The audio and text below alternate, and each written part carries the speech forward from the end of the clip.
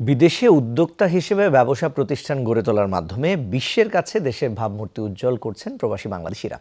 এর ধারাবাহিকতায় ওমানে যাত্রা শুরু করেছে বাংলাদেশি মালিকানাধীন প্রতিষ্ঠান ট্রাভেলস অ্যান্ড ট্যুরিজম। রোববার রাজধানী মাস্কটে প্রকৌশলী আলী আশরাফের মালিকানাধীন প্রতিষ্ঠানটির উদ্বোধন করা হয়। এর মধ্য দিয়ে প্রবাসীদের কর্মসংস্থান সৃষ্টি সহ রেমিটেন্স প্রবাহ আরও বাড়বে বলে প্রত্যাশা কর্ণধারের। প্রতিষ্ঠানটির সার্বিক উন্নতিতে প্রবাসীদের সহযোগিতা কামনা করেন তারা।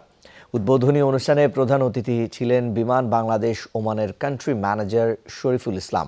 আর উপস্থিত ছিলেন ইউএস বাংলা ওমানের কান্ট্রি ম্যানেজার মাহফুজুর রহমান, প্রতিষ্ঠানের মালিক প্রকৌশলী আলী আশরাফ, প্রকৌশলী সাইদুল ইসলাম, প্রকৌশলী আব্দুল কাদের ও জাকির হোসেন সহ আরও অনেকে। নানা পেশার প্রবাসীরা উপস্থিত ছিলেন এ সময়।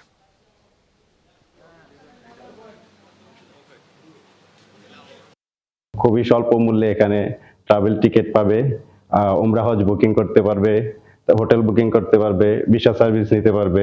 একজন অংশীদারের প্রতি আমার যে দায়িত্ব আছে আমি 100% পালন করার চেষ্টা করব। ওনার ব্যবসার জন্য যেটা পজিটিভ হবে অবশ্যই সেই চেষ্টা আমার কাছে এখনো আছে, ভবিষ্যতেও থাকবে। আমি সবাইকে রিকোয়েস্ট করবো, আমার যারা কাস্টমার এবং আমার যারা শুভাকাঙ্ক্ষী আছেন অবশ্যই বাংলাদেশি বিজনেসম্যানকে সাপোর্ট করা আমাদের সবার দায়িত্ব। প্রবাসী ভাই যারা আছেন তারা বাংলাদেশ বিমান এবং ইউএস বাংলা যে দুইটা প্রতিষ্ঠান আছে বাংলাদেশি এয়ারলাইনে ট্রাভেল করা উচিত তাদের।